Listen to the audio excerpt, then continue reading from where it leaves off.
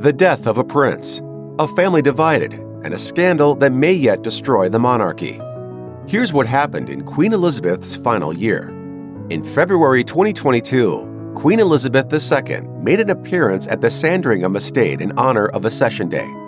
At the time, she was carrying something familiar to royal watchers, Prince Philip's old walking cane. It was a poignant reminder that her longtime husband was no longer by her side. The late royal had used the stick in 2013 after a surgery, and it is likely part of numerous mementos he left behind after he died in April 2021. His passing ended their 73-year marriage, leaving her to celebrate the 70th anniversary of her accession to the throne alone. The Queen's own health problems began flaring up in the months after Philip's funeral, and many think this isn't a coincidence. If grief can affect health, then Queen Elizabeth may have experienced something similar. According to People magazine, the Queen couldn't help missing Philip even though she wasn't one for lingering on the past. She said as much during her last Christmas broadcast in 2021, which she dedicated to Prince Philip, claiming she empathized with those who felt lost during the holiday. Christmas can be hard for those who have lost loved ones. This year especially, I understand why. Concerns over the Queen's health began in October 2021, when she was seen using a walking stick in public. She was using the same cane she had used after a surgery in 2003, which was also the last time she had needed one at all. Later that month, she was hospitalized, seemingly out of caution, and promptly returned home. Although little more was heard about her hospitalization, she subsequently canceled a trip to Northern Ireland due to doctor's orders. Her problems escalated the following month in November, when her schedule was derailed again due to a back sprain. This caused her to miss the Remembrance Sunday service, an event that honors war veterans. Prince Charles later gave an update on her health and said she was feeling better. The Queen then contracted COVID-19 in February 2022. She only suffered mild symptoms, but spent time in a bubble and continued to miss public events. In May, Buckingham Palace gave a health update on the Queen and said she was having trouble with her mobility. These problems continued into the summer. Queen Elizabeth was known for maintaining a busy schedule relative to your ordinary 90-something-year-old.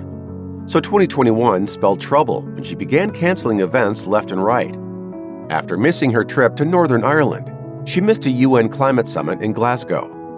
When the Festival of Remembrance came around in November, the Queen was intent on making an appearance, but she had to cancel that too. Her absences continued into the spring, when she had to isolate herself after becoming infected with COVID-19. She missed the Commonwealth service in mid-March, which was supposed to be her return to public duties, but was able to attend a memorial service for her late husband. The Queen then withdrew from 2 royal Easter events, including the Royal Maundy service and the Sunday service at St. George's Chapel. The Queen also missed one of the biggest events of the year, the opening of Parliament, which she had attended for 60 years. One of the final events she missed was the Braemar Highland Gathering, which she had perfect attendance for throughout her reign. Near the anniversary of his death, the royal family held a memorial service for Prince Philip. There were concerns at the time that Queen Elizabeth II would not be able to attend due to health issues. But she did, wearing Edinburgh green to honor the late Duke of Edinburgh. However, most of the service was overshadowed by the presence and role of Prince Andrew. The Queen chose to hold on to her son's arm for support as he guided her into Westminster Abbey.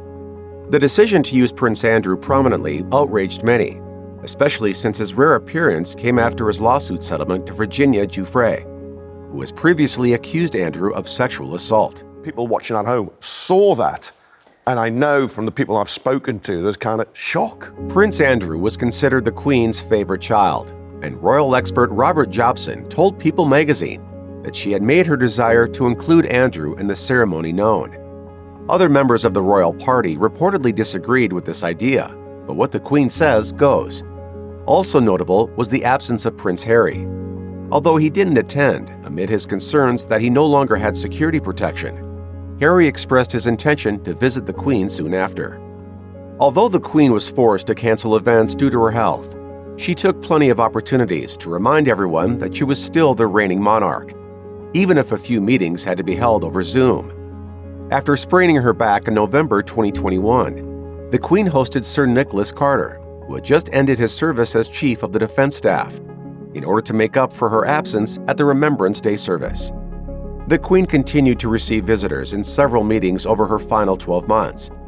For example, on February 15, 2022, she welcomed the ambassadors from Estonia and Spain via video call.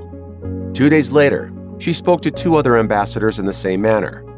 In March, she sat for tea with Mary Simon, the Governor-General of Canada, and later in the month, she awarded the Queen's Gold Medal for Poetry to poet Grace Nichols, continuing a tradition her grandfather, King George V, had begun. She also made time to attend the Royal Windsor Horse Show in May, and was occasionally seen driving around her Windsor home. Much royal family drama took place during Queen Elizabeth II's final years, but none was as dark as the downfall of her favorite son, Prince Andrew. In 2019, Andrew withdrew from his role as a working royal after his close relationship with sex traffickers Jeffrey Epstein and Ghislaine Maxwell came to light. Worse still, trafficking victim Virginia Giuffre alleged that the prince had sexually assaulted her when she was a minor. In January 2022, Andrew was scheduled to face a civil trial in the United States, set for later in the year. A day after that was announced, Andrew was stripped of his military titles and his Royal Highness status. The Queen likely took this decision after receiving a petition from 152 members of the British military, requesting her to dishonorably discharge him and remove his ranks and titles. The royal family really hasn't faced a situation such as this in modern time. Then in March, Andrew reached a financial settlement with Giuffre, and the case was dismissed. Andrew had previously tried to get his case dismissed due to a prior financial settlement he had made with Giuffre in 2009, but the judge rejected the request. One thing's for sure, though, Prince Andrew's presence is sure to threaten the royal family well into the reign of Queen Elizabeth's successor. Queen Elizabeth's final Jubilee celebration was one that no other monarch in British history has achieved, 70 years on the throne. The Queen's popularity, coupled with the prevailing and obvious sentiment that such an event would be her last, made for a spectacular last hurrah. According to The Guardian, 16.75 million people in the United Kingdom took part in some kind of Jubilee event. To top it off, the Queen received well wishes from a number of foreign dignitaries, including President Joe Biden and the Pope. But the Queen was less engaged in the event than she had been in previous years. People correctly guessed that she would attend fewer Jubilee gatherings, since she had already missed other events in the past year. For example, she was not among the procession during the Jubilee pageant, and her image was replaced by a hologram on her carriage. However, in a letter the royal family posted on Twitter, she assured her subjects that her absences didn't diminish her gratitude towards them. In her final months, Queen Elizabeth paved the way for King Charles and Queen Consort Camilla Parker Bowles. In fact, the Queen had given Charles a share of her royal duties since 2014, when she and the then Prince had one of their first prominent joint appearances together at a D-Day anniversary event in Normandy. But in the past year, Charles's role as the Queen's successor became more noticeable. For example, Charles sat in for his mother at the opening of Parliament in May, giving Charles a chance to grow accustomed to his future, routine royal duties. Queen Elizabeth went a step further in preparing her successors by naming Charles's wife and Duchess of Cornwall, Camilla Parker Bowles, the future Queen Consort. The move was important since Charles felt that he needed an equal in order to reign properly, according to royal expert Christopher Anderson. Charles went so far as to personally persuade the Queen to elevate Camilla's title, appealing to the role that her late husband, Prince Philip, once served. It seems that Queen Elizabeth had one last dying wish. According to royal historian Robert Hardman, the Queen desperately wanted Prince Harry and her family to bury the hatchet once and for all. She loved Harry and seemed to have been caught in the middle of the drama, acting as an intermediary between the Duke of Sussex and the rest of the royals. The rift between Harry and Buckingham Palace began when he and Meghan Markle stepped down from their roles as senior members of the royal family in January 2020. Since then, relations between the Sussexes and the royals have only gotten worse. In a now notorious interview with Oprah Winfrey, Harry and Meghan revealed that they had been financially cut off by Charles and made a number of devastating accusations against the royals. They were willing to lie to protect other members of the family, but they weren't willing to tell the truth to protect me and my husband. According to royal expert Katie Nicholl, the squabble led Harry and Meghan Markle to estrange themselves from Buckingham Palace to stress the Queen in her final years. She was also heartbroken by Harry's decision to step back from his royal duties and equally saddened by her distant relationship with her great-grandchildren, Archie and Lilibet.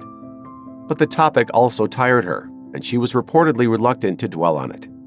The Queen's birthday took place on April 21, 2022. She turned 96, solidifying her title as the United Kingdom's longest-reigning monarch. For reference, Queen Victoria, the second longest-reigning monarch, lived to the age of 81. But unlike her state birthday, which is marked by the Trooping the Colour Parade and other celebrations, her real birthday was observed in a more laid-back setting at her Sandringham estate in Norfolk.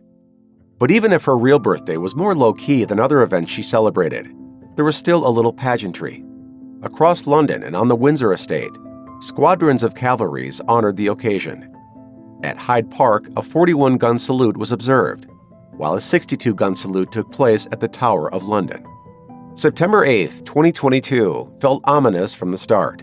News broadcasts around the world prepared for the worst after Buckingham Palace announced that the Queen's doctors were concerned about her health. Meanwhile, British politicians began expressing well wishes for the royal family, who were soon rushed to Balmoral Castle, where the Queen was staying. Between 1 p.m. and 4:30 p.m., the time the Prime Minister was informed of the Queen's death, she was surrounded by close members of her family. Princess Anne said she spent the Queen's last day with her, and subsequently voiced her support for her brother's new royal duties. King Charles, Prince William, and Prince Harry also eventually arrived at the Queen's estate. At 6:30 p.m., Buckingham Palace announced that the Queen had died peacefully. 10 minutes later, an official announcement was placed on the gates of the palace, and soon after, tributes from leaders around the world began pouring in. After a funeral service on September 19, 2022, she was laid to rest at Windsor Castle.